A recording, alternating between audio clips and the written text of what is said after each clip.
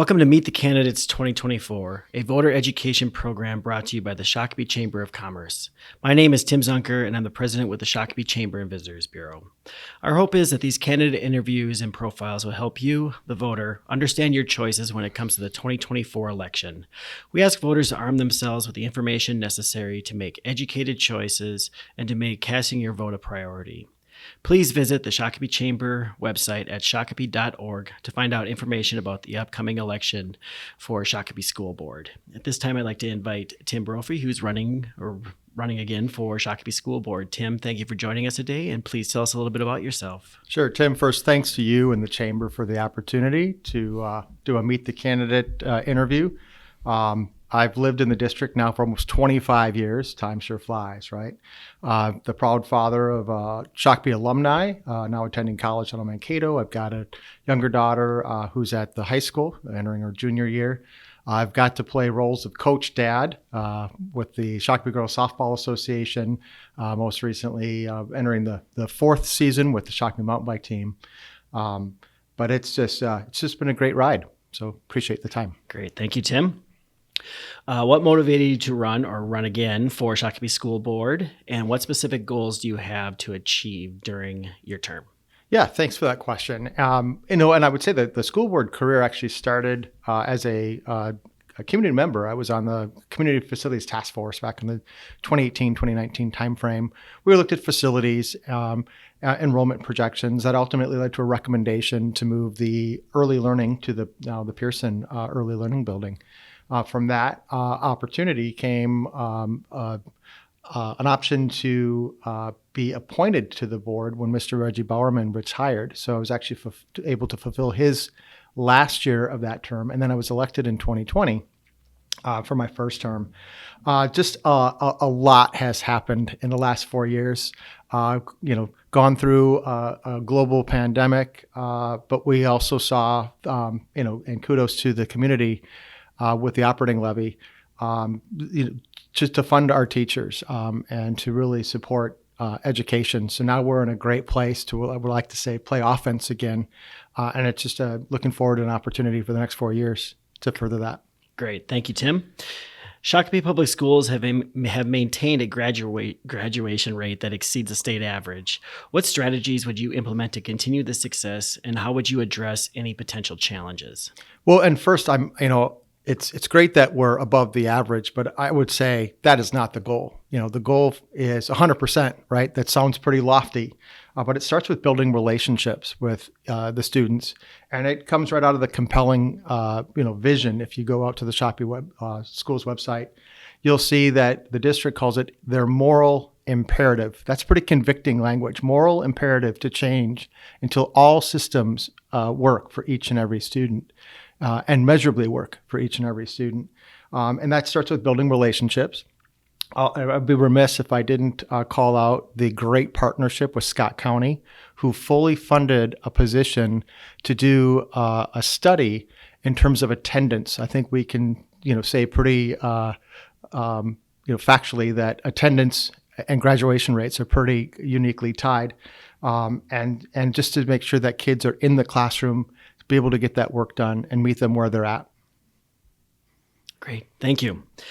According to the Minnesota North Star Accountability System, statewide, students are struggling to meet grade level standards in math, reading, and science. Using the data provided, what can Shakopee Public Schools do to stand above other schools in the state of Minnesota? Yeah, and I'm glad the word data shows up in there because it is something that can be measured.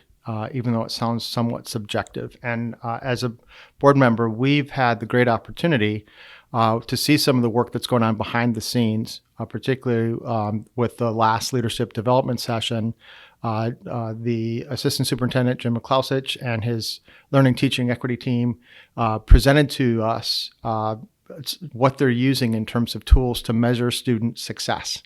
That's anything from what we call the multi-tiered systems of support, or MTSS, FastBridge, and then really, what I'd say, data-driven solutions that can be applied in the classroom to meet these students and help them on that journey. And really those three areas, science, math, and reading or literacy. The science standards were recently changed, and that's been fully implemented. Math is hot off the press. We just approved the new curriculum and new standards in there. And I'm going to say math and fun in the same sentence. I got to participate in some of that with our the district advisory committee, just looking at how that's going to positively affect some of those outcomes. And last, you heard, probably hear a lot about the READ Act and literacy. That's still being assessed. There's actually a pilot looking at new curriculums and some of those tools as well. And again, it's I think it's important to have benchmarks and measures. I don't know that it's about Shakopee, exceeding other districts. I think we want to provide the best learning opportunity in all of those areas for each and every student. Great. Thank you.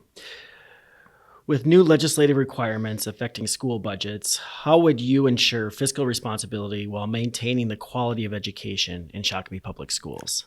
School funding, right? That's a great conversation to have. No complexity there. And a lot of it, particularly with the board and some of my colleagues, working with our legislators, advocating for local control and how to use those resources. There's really good work happening. I certainly don't want to understate that. But the problem is when you have new education mandates that are underfunded or aren't funded at all, it creates challenges. And we're looking at a funding model that is largely based on enrollment. Enrollment on a national trend is, in a kind of a downward trajectory. So it really puts a lot of financial strain on school districts to put those programs together. So it's advocating, with legislators to make sure that we're adequately funding schools to provide that curriculum. And we also work pretty closely with the Minnesota School Boards Association and the Delegate Assembly in particular when we're putting forth resolutions for recommendation to help steer some of that with Minnesota Department of Education and just state statute. So that's where, as a board member, we can certainly advocate, but it really boils down to how do we deliver that best learning experience for our students.